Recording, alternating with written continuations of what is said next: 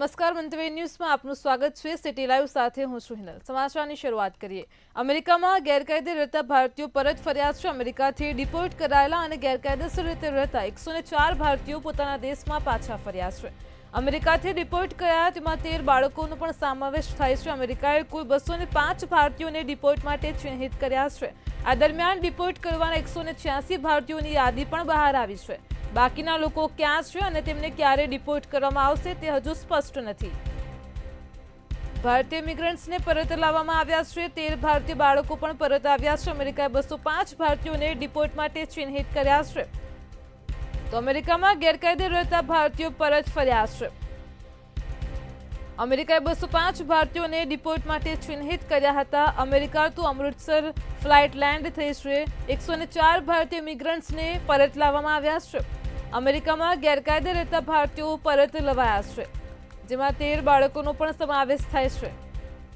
તો અમેરિકાએ 205 ભારતીયોને ડિપોર્ટ માટે ચિહ્નિત કર્યા હતા। America to Amritsar flight land થઈ છે।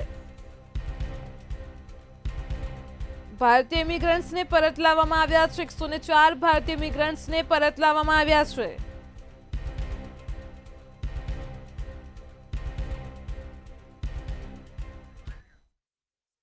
ગેરકાયદેસર રીતે અમેરિકાની અંદર ઘૂસેલા તમામ જે ભારતીયો છે તેને અમૃતસર ખાતે લાવી દેવામાં આવે છે। તમામને એક ફ્લાઇટની અંદર આજે અમેરિકાથી અમૃતસર લાવી દેવામાં આવે, જેની અંદર 13 જેટલા નાના બાળકોનો પણ સમાવેશ થાય છે।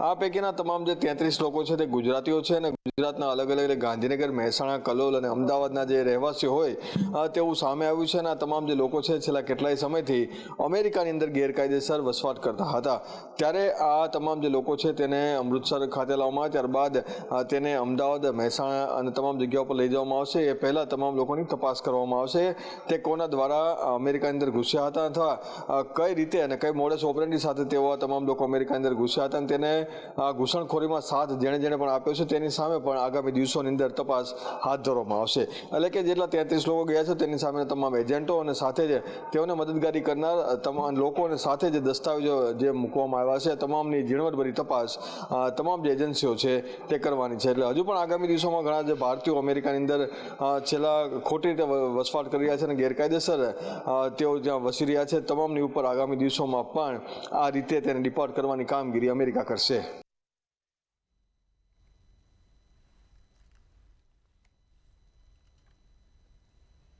અમદાવાદ શહેરના બાપુનગર વિસ્તારમાંથી હચમચાવતી ઘટના સામે આવી છે, જ્યાં પિતાએ જ પોતાના પુત્રની હત્યા કરી હોવાનો ખુલાસો થયો છે। સોડિયમ નાઇટ્રેટ પાણીમાં પીવડાવીને હત્યા કરી હોવાનું સામે આવ્યું છે। 10 વર્ષના પુત્રની પિતાએ જ હત્યા કરી હતી, જ્યારે પુત્ર મૃત્યુ પામતા પિતા ફરાર થયા હતા। જોકે પોલીસે આરોપી પિતાની ધરપકડ કરી કાયદેસરની કાર્યવાહી હાથ ધરી છે। અમદાવાદના બાપુનગર વિસ્તારમાંથી હત્યાનો મામલો પ્રકાશમાં આવ્યો છે કે જેમાં એક પિતાએ જ પોતાના પુત્રની હત્યા કરી છે। પિતાએ સોડિયમ નાઇટ્રેટ પીવડાવીને પુત્રની હત્યા કરી છે, ત્યારબાદ પિતા ફરાર થયા હતા। તો ગ્લાસમાં 30 ગ્રામ સોડિયમ નાઇટ્રેટ પીવડાવ્યું હતું। ચોક્કસથી જે રીતે બાપુનગર વિસ્તારમાં આ ચકચારી ઘટના સામે આવી છે, જેમાં એક પિતાએ પોતાના જ 10 વર્ષના પુત્રને મોતને ઘાટ ઉતારી દીધો, જેની જાણ થતાની સાથે જ ના માત્ર બાપુનગરમાં પરંતુ સમગ્ર અમદાવાદ જિલ્લામાં આ જે ઘટના છે તે ટોક ઓફ ધી ટાઉન બની છે। મહત્વનું છે કે આરોપી કલ્પેશ ગોહિલ, જે છેલ્લા ઘણા વર્ષોથી પોતે આપઘાત કરવાની કોશિશ કરતો હતો, તેણે અગાઉ પણ આપઘાત કરવા માટે 2 વાર પ્રયાસો કર્યા છે। તેના લગ્ન 2007માં થયા અને ત્યારબાદ તેણે લગ્ન પછી એક દીકરો અને દીકરી હતા। તેને સતત વિચારો આવતા હતા કે તેને આપઘાત કરી લેવો છે અને તેના કારણે જે સમગ્ર પ્રકરણ છે તેની અંદર છેલ્લા 2 વર્ષથી તે તમામ માધ્યમોનો ઉપયોગ કરી, એટલે કે સોશિયલ મીડિયાથી અને અલગ અલગ માધ્યમોનો ઉપયોગ કરી અને તે શોધી રહ્યો હતો કે સરળ મોત કેવી રીતે થઈ શકે।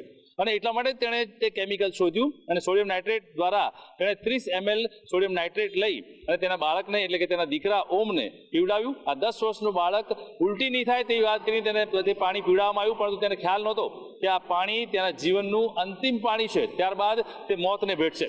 જેવું બાળકે પાણી પીધું કે તરત જ તે તરફડિયા મારવા લાગ્યો અને ત્યાં ને ત્યાં તે મોત પામ્યો। આ ઘટના જોઈ અને ક્યાંક ને ક્યાંક કલ્પેશ, એટલે કે આરોપી, ગભરાઈ ગયો અને તાત્કાલિક તેણે પોલીસ સ્ટેશન તરફ દોડ મૂકી। કલ્પેશનો ઈરાદો હતો કે ના માત્ર તેના દીકરાને પરંતુ તેની દીકરીને, તેની પત્નીને અને તમામ લોકોને તે આ પ્રકારનું કેમિકલ આપી અને મારી નાખે અને ત્યારબાદ તે પોતે પણ મોતના ઘાટ ઉતરે। પરંતુ જે રીતે તેના બાળકને ત્યાં તરફડિયા મારતા જોયો તેને જોઈને તે ગભરાઈ ગયો અને પોલીસ સ્ટેશન પહોંચી ગયો। પરંતુ આ સમગ્ર ઘટનાની બાદ પોલીસે જ્યારે તપાસ કરી ત્યારે આ કેસની અંદર એક પિતા પોતાના પુત્રનો હત્યારો સાબિત થયો છે અને પિતા પુત્રના સંબંધો પર આજે લાંછન લાગ્યું છે. બાપુનગરની આ ઘટના કે જેને લઈને ક્યાંક ને ક્યાંક સ્થાનિકો પણ આ ઘટનાને સાંભળી અને ફિટકાર વરસાવી રહ્યા છે અને એક જ વાત કહી રહ્યા છે કે આ તે કેવો બાપ કે જેણે પોતાના જ માસૂમ બાળકને મોતને ઘાટ ઉતારી દીધો અને આખરે તે પોલીસ હવાલે થઈ ગયો.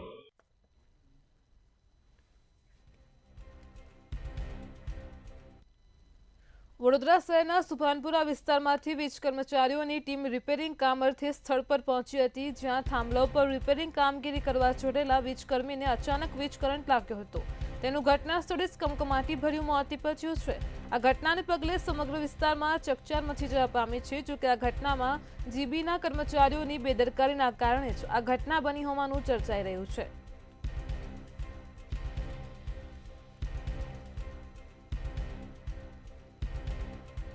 વડોદરાના સુભાનપુરા વિસ્તારની આ ઘટના પ્રકાશમાં આવી છે કે જેમાં વીજ કર્મચારીનું વીજ કરંટ લાગતા મોત નીપજ્યું છે. વીજના રિપેરિંગ કામ અર્થે તેઓ સ્થળ પર પહોંચ્યા હતા. ઘટનાને પગલે સમગ્ર વિસ્તારમાં ચકચાર મચી જવા પામી છે. જોકે આ ઘટનામાં જીબીના કર્મચારીઓની જ ગંભીર બેદરકારી હોવાનું સામે આવ્યું છે. તો વીજકર્મીના મોતને પગલે લોકોના ટોળે પણ ઉમટી પડ્યા હતા. વડોદરાના સુભાનપુરા વિસ્તારમાં ઘટના બની હતી. વીજના રિપેરિંગ કામ અર્થે સ્થળ પર ટીમ પહોંચી હતી. આ ઘટનાને પગલે સમગ્ર વિસ્તારમાં ચકચાર મચી જવા પામી છે. વીજકર્મીનું કરંટ લાગતા મોત નીપજ્યું છે. ઘટનાને પગલે લોકોના ટોળે એકઠા થયા હતા. જે ચોક્કસથી વડોદરાના સુભાનપુરા વિસ્તારની અંદર વીજ કર્મીનું કરંટ લાગતા અચાનક મોત થયું હોવાની ઘટના સામે આવી છે. આ ઘટનાને લઈને ક્યાંક ને ક્યાંક સ્થાનિક લોકોના ટોળા પણ ભેગા થયા હતા, પરંતુ જે રીતે આ કમનસીબ ઘટના બની છે તેને લઈને અનેક સવાલો ઊભા થયા છે. આપણે જણાવી દઈએ કે સુભાનપુરા વિસ્તારમાં ઝાંસીની રાણી સર્કલ પાસે આવેલ જ્યોતનગર સોસાયટી પાસે આજે વીજ લાઇનના સમારકામની કામગીરી હાથ ધરવામાં આવી હતી. આ કામગીરી માટે વીજ કંપનીના કેટલાક કર્મચારીઓ ત્યાં પહોંચ્યા હતા. અલબત્ત વીજ પુરવઠો બંધ કરીને આ કામગીરી શરૂ કરવાની વાત હતી, પરંતુ આ દરમિયાન જે ધર્મેશ જયસ્વાલ નામના એક વીજ કર્મચારી કે જેઓ કોન્ટ્રાક્ટ ઉપર જીબીમાં કામ કરે છે, તેઓ વીજ પોલ પર ચડ્યા હતા અને વીજ પોલ પર ચડ્યા બાદ તેઓને કરંટ લાગતા તેઓ થાંભલા ઉપર જ બેસતું થયા હતા અને ત્યાં જ તેઓનું મોત થયું હતું. ઘટનાના પગલે જે વીજ કર્મીઓ તેમની સાથે જોડાયેલા હતા તેઓ પણ ચોંકી ગયા હતા, કેમ કે વીજ કંપની સામાન્ય રીતે આવી તમામ કામગીરી દરમિયાન વીજ પુરવઠો બંધ રાખતી હોય છે અને સુભાનપુરા વિસ્તારમાં પણ વીજ કંપની દ્વારા નિયત વીજ પુરવઠો બંધ કર્યા બાદ જ આ કામગીરી શરૂ કરવાની હતી. પરંતુ વીજ કરંટ લાગવાની જે ઘટના સામે આવી છે તેમાં ક્યાંક ને ક્યાંક જીઈબીના જવાબદાર અધિકારીઓ જે છે તેઓનું વલણ અહીંયા વિપરીત જોવા મળી રહ્યું છે. વીજ પુરવઠો બંધ થયા બાદ જ લાઇનનું સમારકામ કરવા માટે હંમેશા પંકાયેલી જીઈબી આ વખતની ઘટનામાં ક્યાંક ને ક્યાંક ઊની ઉતરી છે. પરિણામે જે વીજ કર્મી હતા એ ધર્મેન્દ્ર જયસ્વાલને પોલ ઉપર જ કરંટ લાગ્યો હતો અને પોલ ઉપર જ તેઓનું કરુણ મોત નીપજ્યું હતું. અલબત્ત આ ઘટનાથી સ્થાનિક લોકોના ટોળા જ્યોત સોસાયટી છે ત્યાં ભેગા થઈ ગયા હતા અને જે કર્મી છે એ કર્મીના સહકર્મચારીઓએ તેનો મૃતદેહ છે તે વીજ થાંભલા પરથી નીચે ઉતારીને આગળની કાર્યવાહી માટે સયાજી હોસ્પિટલ ખાતે ખસેડવામાં આવ્યો છે. આ સગડી બીના પાછળ જે જવાબદાર લોકો છે તે ક્યાંક ને ક્યાંક જીઈબીના અધિકારીઓ છે તેવું હાલ તો ચર્ચાઈ રહ્યું છે. હવે જોવાનું એ રહેશે કે જે વીજ સમારકામની કામગીરી હતી, એક તરફ વીજ પુરવઠો પણ બંધ હતો, ત્યારે આ જે વીજ કર્મી છે જે મોતને પામેલ છે તેઓને કરંટ ક્યાંથી લાગ્યો, કેવી રીતે લાગ્યો, તેવા અનેક સવાલો આ ઘટના બાદ ઊભા થયા છે. જીઈબીની જે બેદરકારી છે તે પણ ક્યાંક ને ક્યાંક છતી થઈ છે. હવે આવનારા સમયમાં જીઈબીના સત્તાધીશો આ અંગે શું કરવાના છે, શું તપાસ કરશે, તેના પર સૌની મીટ મંડાયેલી છે. વડોદરાના સુભાનપુરા વિસ્તારમાંથી ઘટના પ્રકાશમાં આવી. વીજકર્મીનું મોત નીપજ્યું છે.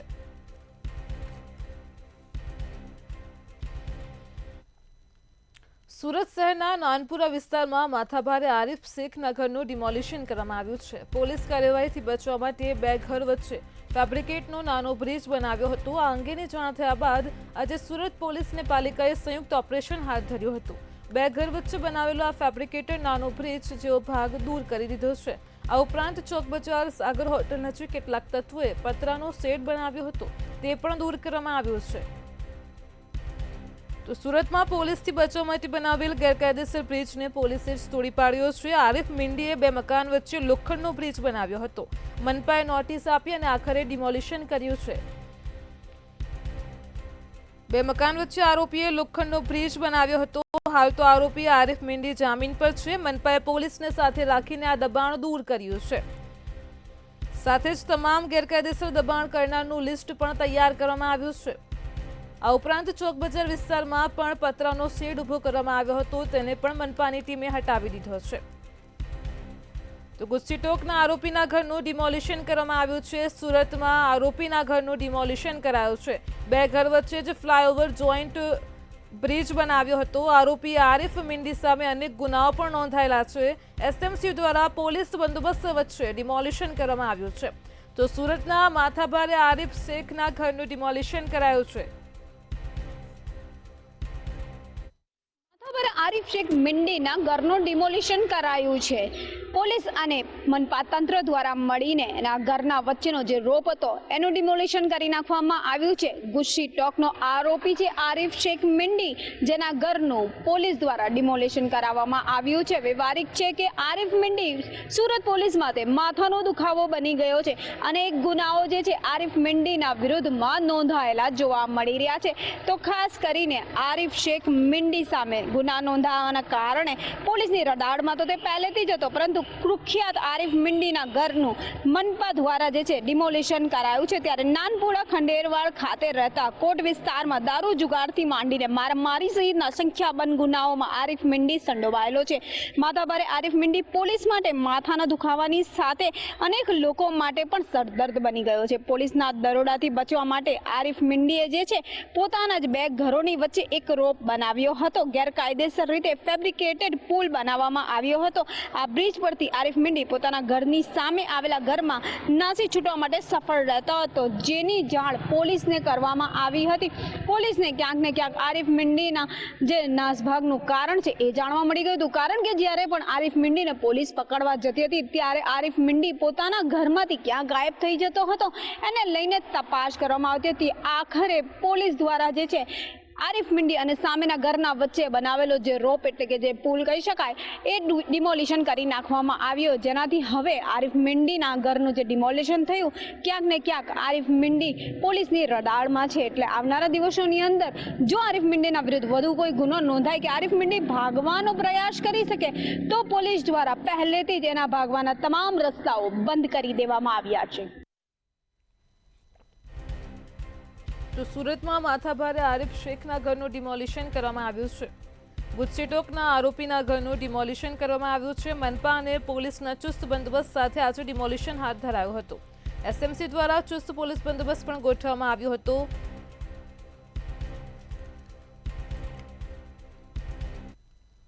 મગફળીની ખરીદીને લઈને કૃષિમંત્રી રાઘવજી પટેલે જણાવ્યું હતું કે સરકારે 7,000 કરોડથી વધુની કિંમતમાં મગફળીની ખરીદી કરી છે. પ્રતિ 20 કિલોએ રૂપિયા 300 થી 350નો વધારો ખેડૂતોને મળે છે. તો સરકારે ટેકાના ભાવે 11 લાખ મેટ્રિક ટન ખરીદી કરી છે. મગફળીની સરકાર દ્વારા રેકોર્ડ બ્રેક ખરીદી કરવામાં આવી છે. સરકાર દ્વારા તેની ખરીદી થઈ રહી છે. ટેકાના ભાવે 7,410 કરોડની કિંમતની મગફળી સરકારે ખરીદી કરી છે. સમગ્ર મામલે કૃષિમંત્રી રાઘવજી પટેલનું નિવેદન સામે આવ્યું છે. સરકારે ટેકાના ભાવે 11 લાખ મેટ્રિક ટનની મગફળીની ખરીદી કરી છે. 7,410 કરોડની કિંમતની મગફળીની સરકારે ખરીદી કરી છે. રૂપિયા 5,744 કરોડથી વધારે ખેડૂતોને પણ ચૂકવી દેવામાં આવ્યા છે. તો 8મી ફેબ્રુઆરી સુધી તમામ ખરીદી પૂરી કરાશે. મગફળીની ખરીદીને લઈને કૃષિમંત્રી રાઘવજી પટેલનું નિવેદન સામે આવ્યું છે. ટેકાના ભાવે રેકોર્ડ બ્રેક મગફળીની ખરીદી થઈ રહી છે, જેને લઈને ખેડૂતોમાં પણ ખુશીનો માહોલ છે. તો 7,410 કરોડની કિંમતની મગફળીની ખરીદી થઈ છે. મગફળીની રેકોર્ડ બ્રેક ખરીદી થઈ રહી છે. તો એક તરફ ખેડૂતોમાં પણ ખુશીનો માહોલ છે. સમગ્ર મામલે કૃષિમંત્રીનું નિવેદન સામે આવ્યું છે. ખેડૂતોને આર્થિક સદ્ધર બનાવવા માટે રાજ્ય સરકાર વિવિધ એજન્સીઓની ટેકાના ભાવે ખરીદી કરતી હોય છે.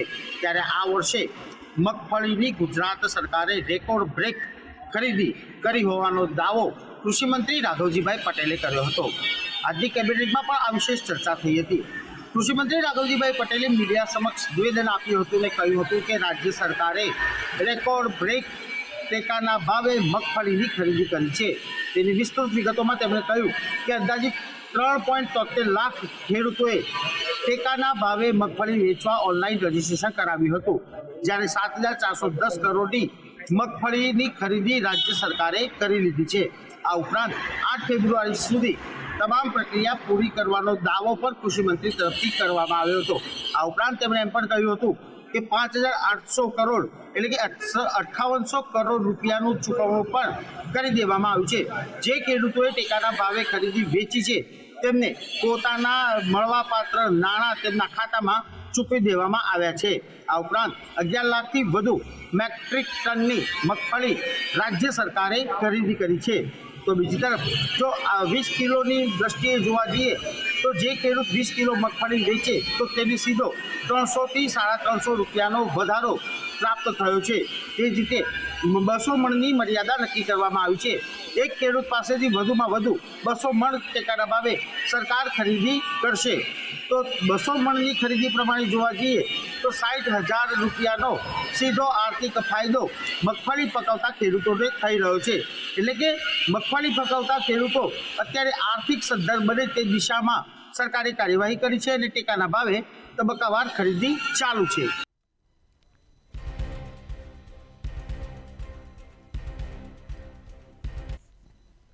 રાજકોટ ખાતે આવેલ સિવિલ હોસ્પિટલની સુવિધામાં વધારો કરવામાં આવશે. સૌરાષ્ટ્રના ક્રિટિકલ દર્દીઓને હવે અમદાવાદ જવું નહીં પડે. સિવિલ હોસ્પિટલમાં ₹16 કરોડના ખર્ચે ક્રિટિકલ કેર સેન્ટર બનાવવામાં આવશે.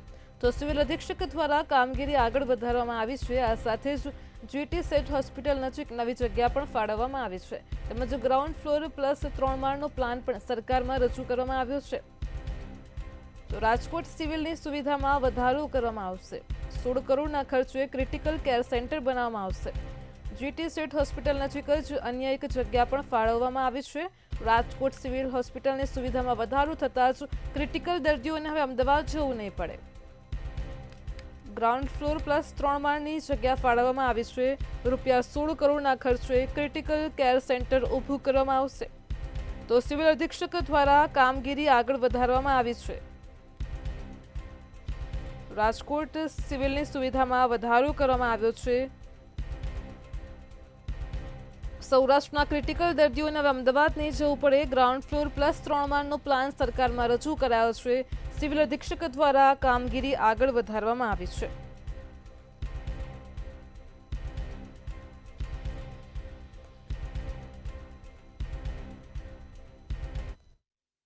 સૌરાષ્ટ્રના ક્રિટિકલ દર્દીઓને હવે અમદાવાદ જવું નહીં પડે, કારણ કે રાજકોટ મેડિકલ કોલેજ અને ખાસ તો જે PIU વિભાગ દ્વારા સરકારને રજૂ કરવામાં આવ્યું હતું કે ક્રિટિકલ જે દર્દીઓ માટે અહીં પણ એક જે કેન્દ્ર છે તે ઉપલબ્ધ કરવામાં આવે અને તેને જ લઈને જે સરકારની જે છે મંજૂરી છે મળી ચૂકી છે. ત્યારે જિલ્લા કલેક્ટર દ્વારા GT સેટ હોસ્પિટલની પાસે જ જગ્યા છે તે ફાળવવામાં આવી છે. એટલે કે ક્રિટિકલ દર્દીઓ જે અમદાવાદ સારવાર લેવા માટે જતા હતા તેઓને હવે રાજકોટ સારવાર મળી રહે તે માટે સુવિધા ઉપલબ્ધ કરાવવામાં આવશે. ખાસ 16 કરોડના ખર્ચે આ જે હોસ્પિટલનું નિર્માણ કાર્ય પૂર્ણ થશે ત્યારે ચોક્કસથી આગામી સમયમાં આની પ્રોસેસ છે તે શરૂ કરી અને ત્યારબાદ તેનું જે બાંધકામ છે તે શરૂ કરવામાં આવશે. ખાસ જે ક્રિટિકલ દર્દીઓ હોય છે તે સૌરાષ્ટ્રમાં સારવાર નથી લઈ શકતા અને તેના જ કારણે તેઓને અમદાવાદ જવું પડે છે અને અનેક ધક્કા તેઓને ખાવા પડે છે. ત્યારે રાજકોટવાસીઓ માટે ખૂબ જ સારા સમાચાર છે અને આ ખૂબ જ મોટા સમાચાર છે કે આગામી સમયમાં સૌરાષ્ટ્રમાં ક્રિટિકલ કેર હોસ્પિટલ ક્યાંક ને ક્યાંક તૈયાર કરવામાં આવશે અને કહી શકાય કે આ હોસ્પિટલના કારણે અનેક દર્દીઓને લાભ મળશે. ખાસ આ જે ક્રિટિકલ કેર જે હોસ્પિટલ બનશે તેમાં અનેક સુવિધાઓ ઉપલબ્ધ કરાવવામાં આવશે. જે સુવિધા અમદાવાદ જેવા મોટા શહેરોમાં ઉપલબ્ધ છે તેવી જ સુવિધાઓ રાજકોટમાં પણ ઉપલબ્ધ કરાવવામાં આવશે. તો રાજકોટમાં સિવિલ હોસ્પિટલની સુવિધામાં વધારો કરવામાં આવશે. સિવિલમાં ₹16 કરોડના ખર્ચે ક્રિટિકલ કેર સેન્ટર બનાવવામાં આવશે. જે સુવિધા અમદાવાદની સિવિલ હોસ્પિટલમાં મળી રહી છે તેવી જ પ્રકારની સુવિધા રાજકોટમાં મળશે. રાજકોટવાસીઓને રાજકોટના ક્રિટિકલ દર્દીઓ માટે આ સારા સમાચાર છે. સિવિલ હોસ્પિટલની સુવિધામાં હવે વધારો કરવામાં આવશે. ₹16 કરોડના ખર્ચે ક્રિટિકલ કેર સેન્ટર બનાવવામાં આવશે. જૂનાગઢ હાઈવે ઉપર 4વ્હીલરને અકસ્માત નડ્યો હતો. સ્ટીયરિંગ પરથી કાબુ ગુમાવતા જ કાર ઝાડ સાથે અથડાઈ હતી. 4વ્હીલમાં 4 લોકો સવાર હતા. કાર સવાર 2 લોકોના ઘટના સ્થળે જ મોત નીપજ્યા છે, જ્યારે અન્ય 2 લોકોને ઈજા પહોંચી છે. તમામ લોકોને ફાયરની ટીમ દ્વારા બહાર કાઢવામાં આવ્યા હતા. જૂનાગઢથી અકસ્માતની ઘટના પ્રકાશમાં આવી છે. જૂનાગઢ હાઈવે ઉપર એક કારને અકસ્માત નડ્યો હતો. કાર ચાલકે સ્ટીયરિંગ પરથી કાબુ ગુમાવતા જ અકસ્માત સર્જાયો હતો. 4વ્હીલર ગાડીમાં 4 લોકો સવાર હતા. અકસ્માતની ઘટનામાં કારનો કચ્ચરઘાણ બોલાઈ ગયો છે. કાર સવાર 2 લોકોના ઘટના સ્થળે જ કરુણ મોત થયા છે, જ્યારે અન્ય 2 લોકો ઈજાગ્રસ્ત થયા હતા. ઈજાગ્રસ્તોને સારવાર અર્થે હોસ્પિટલ ખસેડવામાં આવ્યા છે. કારમાં સવાર લોકો નાસ્તો કરવા જઈ રહ્યા હતા અને તે સમયે આ બનાવ બન્યો હતો. જૂનાગઢમાં હાઈવે ઉપર ફાયરની ટીમ દ્વારા લોકોનું રેસ્ક્યુ કરવામાં આવ્યું હતું. તો જૂનાગઢ હાઈવે ઉપર 4વ્હીલરને અકસ્માત નડ્યો હતો. સ્ટીયરિંગ પરથી કાબુ ગુમાવતા જ તે ઝાડ સાથે અથડાઈ હતી, જેમાં 4 લોકો સવાર હતા. 2 લોકોનું કમકમાટી ભર્યું મોત નીપજ્યું છે. અન્ય 2 લોકો ઈજાગ્રસ્ત થયા હતા. ચોક્કસ કે જે રીતે કેશોદના અગતરાય રોડ પર ગત મોડી રાત્રે એક અકસ્માત સર્જાયો છે, ને જેમાં 2 લોકોના મોત નીપજ્યા છે. ખાસ કરીને કેશોદના અગતરાય રોડ પર રાત્રિના સમયે 4વ્હીલ લઈને પસાર થઈ રહેલા 4 લોકોને અકસ્માત નડ્યો છે. જે ડ્રાઈવરે સ્ટીયરિંગ પરથી કાબુ ગુમાવતા ઝાડ સાથે કાર અથડાઈ હતી, અને જેમાં ઘટના સ્થળે જ 2 લોકોના મોત નીપજ્યા છે, અને 2 લોકો છે તે ગંભીર ઈજાગ્રસ્ત બન્યા હતા. ખાસ કરીને સ્થિતિ રાતના એવી થઈ કે કારનો ભૂકડો બોલી ગયો અને આ જે 4 લોકો અંદર ફસાઈ ગયા હતા તે બહાર નીકળે તેવી સ્થિતિ નથી. ફાયર વિભાગે ત્યાં ઘટના સ્થળે પહોંચી અને મશીનથી આ કારને કટ કરી અને બાદમાં બંને મૃતદેહ અને બંને ઈજાગ્રસ્તોને બહાર ખસેડવામાં આવ્યા હતા. ખાસ કરીને મૃતકમાં વિજય સોલંકી અને ચંદુ ડાભીનો સમાવેશ થાય છે, જ્યારે 2 ઈજાગ્રસ્ત પણ તેમની સાથે જ હતા. તેને જે રાજકોટ બાદ જૂનાગઢની સિવિલ હોસ્પિટલમાં સારવાર અર્થે ખસેડવામાં આવ્યા છે. ખાસ કરીને આ જે મૃતકો અને ઈજાગ્રસ્તો છે તે લગ્નમાં ગયા હતા, અને મોડી રાત્રે 1 વાગ્યા આસપાસ આ ઘટના બની હતી, જ્યારે લગ્નનો જે મંડપ છે તે એક માતમમાં ફેરવાયો છે અને પરિવારમાં શોકનો માહોલ ફેલાયો છે. જી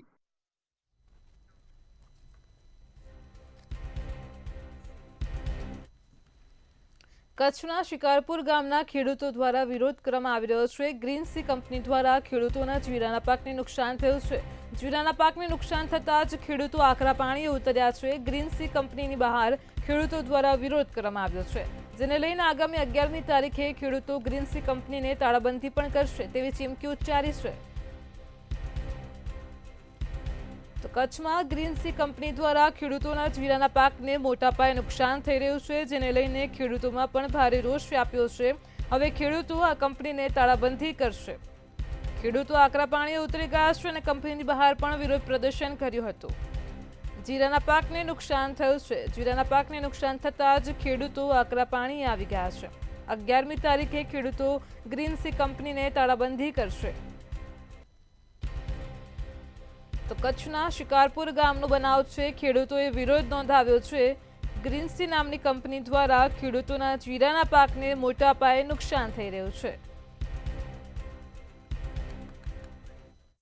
ભચાઉ તાલુકાના શિકારપુર ગામના ખેડૂતો છે તે ખાનગી એકમ સામે વિરોધનો મોરચો છે તે માંડ્યો છે.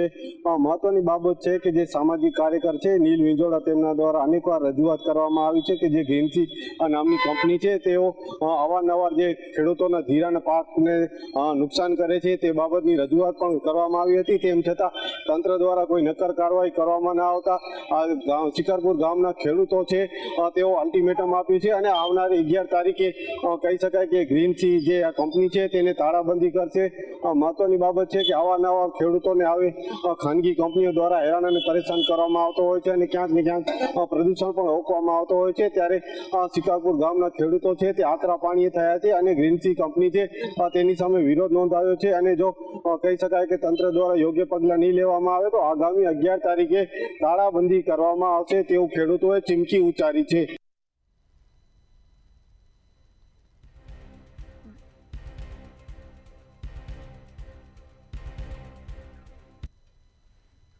સિટી લાઈવમાં હાલ આટલું જ. પડપાની અપડેટ મેળવો માત્ર મંતવ્ય ન્યૂઝ પર. નમસ્કાર.